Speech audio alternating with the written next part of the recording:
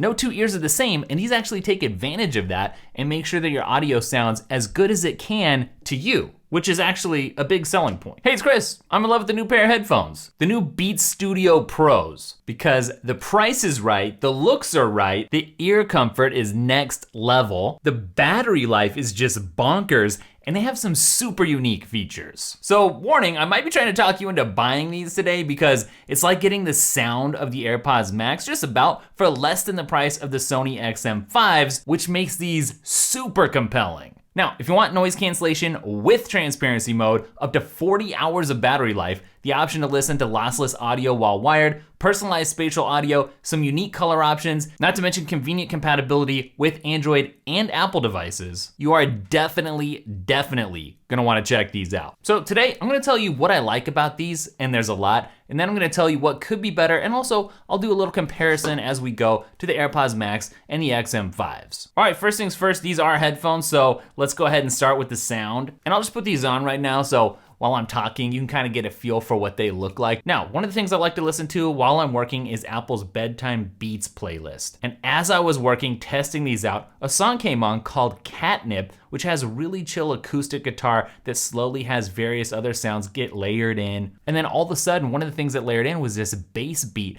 And I almost lost my mind with excitement and amazement because I felt that bass in the middle of my head somehow. And it wasn't in a bad way. It wasn't overpowering. It wasn't overwhelming. The word that came to mind was fun. I almost got goosebumps with it. I'm not trying to overdo it here, but I really enjoyed it. I went back and I checked it with some of the other headphones, my other earbuds, and it just wasn't quite the same. So what I'll tell you is these may not be quite as neutral as say the AirPods Max, maybe the Sonys, but if you wanna have fun with what you're listening to, I don't think you could do any better than wearing these while you're listening to your favorite music. So I would actually probably further describe the sound here as assertive. There is a quote unquote signature beat sound at work here, but not in a bad way. It really does remind me of how the AirPods Max tend to sound: bold, sophisticated, layered, maybe a little bit warmer, but for $200 less. I was like, are you kidding me? And now we gotta talk about the looks a little bit here. If you run into somebody who's complaining about the looks on YouTube or online, then turn off the video. Run in the opposite direction, because there's a reason why this look didn't need to be tweaked after several years. The reason is because they're super slim, and when somebody says they have an iconic look, what they mean is they're recognizable from a distance, and they look good. Unlike certain other headphones on the market, these don't look like you're wearing paint cans on your ears. I like that slimness. The ear cups are a little bit slimmer, so people talk about maybe the sound stage isn't quite as deep as, you know, the AirPods Max, where the ear cups are maybe a little bit deeper. But compared to the AirPods Max, compared to the XM5s, which I know a lot of people are gonna be comparing these to, I feel like I prefer this slimmed down look. The band here is slimmer, not just the ear cups. So it's just the overall package for me in terms of the looks. Now, someone might point out, well, the AirPods Max have kind of a luxury vibe. You got this metallic finish here. The materials are a little bit different. That's true, but you know what? The AirPods are also about 20 grams heavier than these. The less I can have sitting on my head,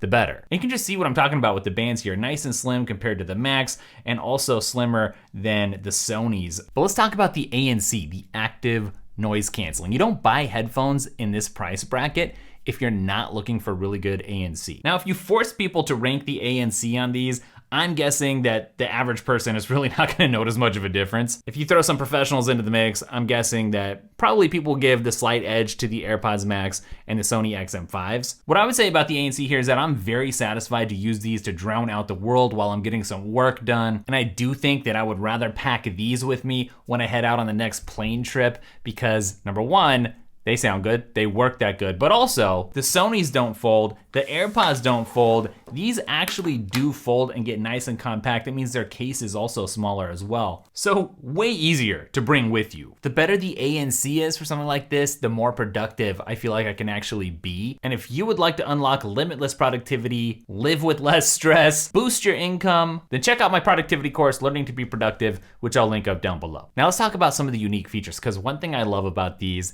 it's one of my favorite Apple features in general when it comes to headphones, is the ability to turn on personalized spatial audio. So you can take your iPhone, scan your ears, and unlock customized sound delivery, like on certain AirPods, so that the way things sound to you are different than how they would sound to somebody else. No two ears are the same, and these actually take advantage of that and make sure that your audio sounds as good as it can to you, which is actually a big selling point. So with the head tracking, the personalized spatial audio, it's kind of like having an IMAX sound system floating around your head. And depending on who makes the music that you're listening to, some music that can make a huge difference with. But where I really like, where I feel like it really shines is looking at movie content or TV shows.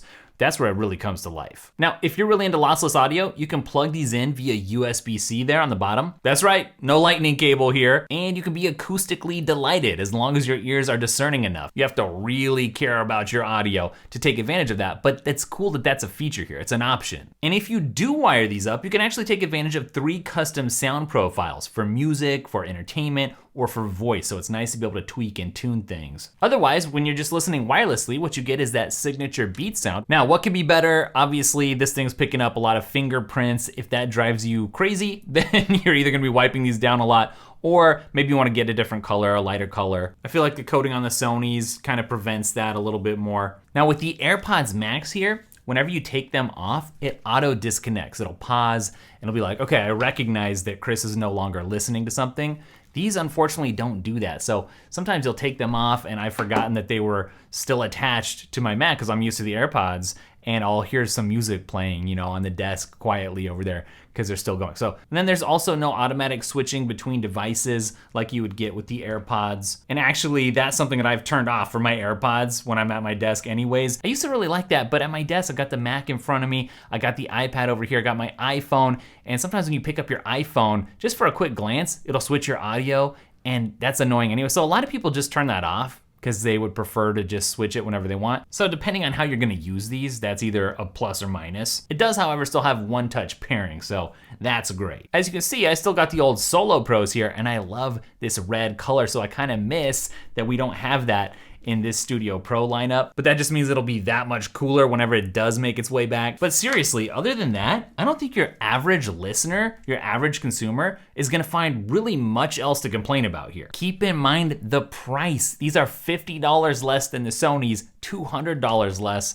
than the AirPods. And for that reason alone, I have nothing but love for the Beats Studio Pros. At the end of the day, the real test for somebody like me, a tech reviewer, is whether or not I'll continue to use the product after the testing phase has ended.